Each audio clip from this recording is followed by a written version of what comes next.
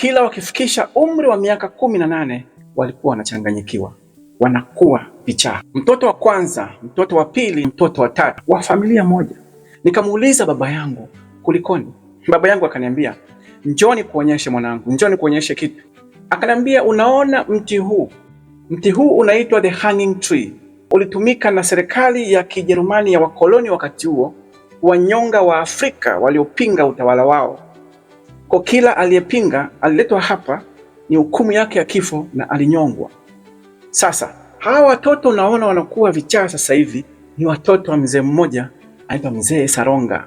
Mzee Saronga alifahamika kama the hangsman, yani mnyongaji. Alikuwa ameajiriwa na serikali ile ya Wajerumani.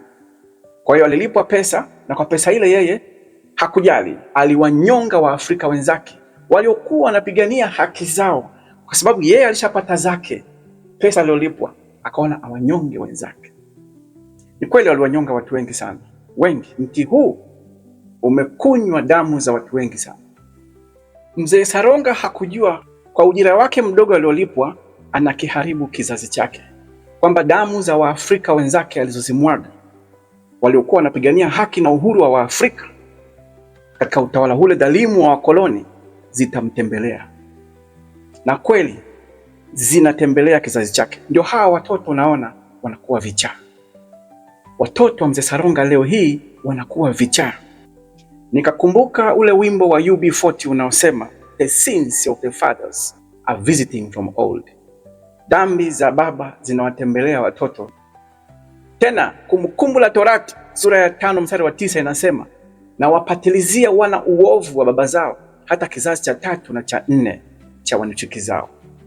Kumbe tunaposema huku karma hututembelea, ni kweli. Utawaumiza watu, utawaroga watu, utaumiza watoto wa wenzako, lakini kumbe utakachokifanya kitakuja kutembelea kizazi chako. Kwa kila jambo baya unafanyia watu, unapoumiza watu, unafanyia watu visa, vituko, fitna, uhasama, kumbe bado utalipwa. Kama si wewe, basi kizazi chako, watoto na wajukuu wako.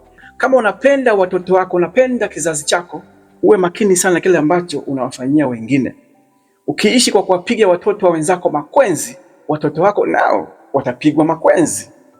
Usiwe kama Mzee Saronga kuletea shida kizazi chako.